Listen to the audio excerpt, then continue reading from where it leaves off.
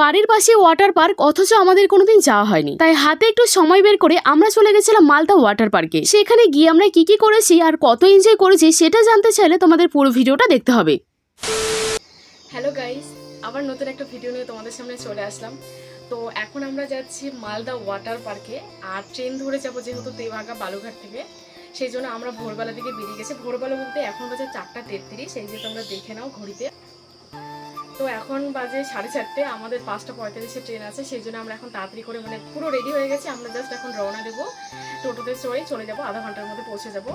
তো চলো বাকি ভিডিওটা দেখতে থাকো, তারপরে তোমাদেরকে দেখাচ্ছি। যেহেতু আমাদের বাড়ি থেকে স্টেশন 30 থেকে 40 মিনিটের মতো রাস্তা, আর এত সকালবেলা তো কোনো গাড়িও পাওয়া যাবে না। তাই কাল রাতে ভাইয়া টোটোওয়ালাকে বলে রেখেছিল। এক তো কাল রাতে বৃষ্টি হয়েছে, তাই রাস্তাঘাট হালকা ভেজা ভেজা ছিল। তার উপর এত সকালবেলা রাস্তাঘাট পুরো ফাঁকা ফাঁকা ছিল, তাই দারুণ লাগছিল। এদিকে রাস্তাঘাট দেখে মনে হচ্ছিল কাল রাতে আমাদের বাড়ির দিকের তুলনায় এদিকে অনেকটাই বেশি বৃষ্টি হয়েছে। কিছুক্ষণের মধ্যে আমরা স্টেশন চলে এসেছি। আমার সাথে আমার এক বান্ধবী আর ওর ভাইও যাবে, কিন্তু ওদের বাড়ি আরেকটু দূরে, তাই ওরা এখনো স্টেশন পৌঁছাতে পারেনি। টিকিট কাউন্টারে ভালোই ভিড় ছিল, তাই ভাইকে বললাম তুই 4টেই টিকিট কেটে রাখ, আমি ভেতরে গিয়ে সিট ধরি। যেহেতু 2 ঘন্টায় আমরা পৌঁছে যাবো, তাই কোনো রিজার্ভেশন টিকিট কাটিনি, জেনারেলেই চলে যাবো। এই ট্রেনটা একদম কলকাতা যায়, তাই বালুঘাট থেকে তেমন ভিড়ও হয় না। মেন ভিড়টা মালদা থেকেই হয়, তাই আমাদের কোনো সমস্যা হবে না। আমি গোটা একটা সিটি ফাঁকা পেয়ে গেছিলাম, যেখানে আমরা 4 জন আরামসে বসতে পারবো। ট্রেন ছাড়তে এখনো মোটামুটি 20 থেকে 25 মিনিট মতো সময় ছিল, তাই আমি বান্ধবীকে ফোন করে বললাম তোরা তাড়াতাড়ি চলে আয়। তো আমরা ওদের জন্য বসে বসে ওয়েট করছিলাম। ওরা এসে 5 মিনিট মতো পরে ট্রেনটাও ছেড়ে দেয়। জানালা দিয়ে আমি বাইরের মাঠঘাট দেখছিলাম। এত বেশি জল দেখে বোঝা যাচ্ছিল যে এদিকে অনেকটাই বেশি বৃষ্টি হয়েছে।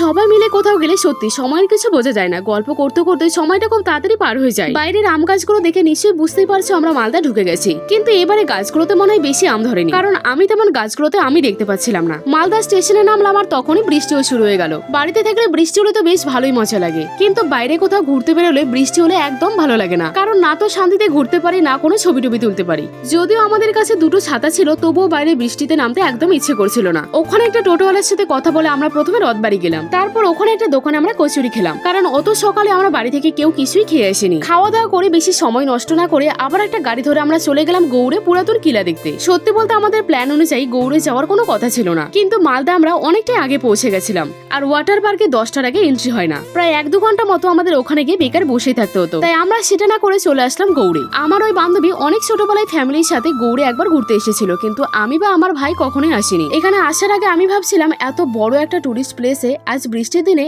খুব বেশি লোকজন না হলেও কিছু লোক তো আসবেই, কিন্তু সত্যি বলতে আমরা ছাড়া সেখানে আর কোনো বাইরের লোক ছিল না। কিছু লোকদের দেখতে পেয়েছিলাম, কিন্তু তাদের দেখেই বুঝে গেছিলাম যে তাদের বাড়ি বেশি দূরে নয়, আশেপাশেই কোনো পাড়াতেই হবে। নো ডাউট জায়গাটা অনেক বড়, সুন্দর ও শান্তিময় ছিল, কিন্তু জানোই তো আজকালকার যুগ জামানা ভালো নয়। ভিড়ভাড় জায়গা চেয়ে এরকম ফাঁকা জায়গায় নিজেকে বেশি আনসেফ ফিল হয়। অনেকটা হাঁটার পর আমরা কয়েকটা বাড়ি দেখতে পেলাম, আর তখন ঝমঝম করে অনেক জোরে জোরে বৃষ্টি হতে শুরু করে দিল। একটা দোকান দেখতে পেয়ে সেখানে ঢুকে কিছু খাবার দাবার কিনে খাবার খাচ্ছিলাম আর বৃষ্টি থামার অপেক্ষা করছিলাম। এমন দিনে এসেছি আমরা যে না তো জায়গাটা ভালোভাবে দেখতে পেরেছি, না তো কোনো ছবি তুলতে পেরেছি। তাই এটা ভেবে আমরা নিজেদের মধ্যে অনেক হাসাহাসি করছিলাম। আমি এই জায়গাটার ব্যাপারে একটা কথা বলতে চাই। এত বড় এরিয়া নিয়ে এত সুন্দর একটা জায়গা, যেখানে পুরাতন রাজা গজাদের কত কিলা রয়েছে। সরকার চাইলে এই জায়গাটাকে রিজার্ভ বা সুরক্ষিত করতে পারে, কিন্তু সেখানে না তো ছিল কিছু সেফটি সিকিউরিটি, না তো কোনো গার্ড বা কোনো এন্ট্রি বা এক্সিট গেট। পাবলিকদের জন্য ওপেন খোলা রেখে দিয়েছে। তো যাই হোক, মালদা বাস স্ট্যান্ডে পৌঁছে আবার একটা আমরা অন্য গাড়ি ধরে অ্যাকুয়াটিক পার্কে চলে এলাম। এখানে ঢোকার সময় চারদিকে এত ফাঁকা আর শান্ত দেখে ভাবছিলাম যে এখানে হয়তো কোনো লোকজন থাকবে না, কারণ বৃষ্টি হয়েছে।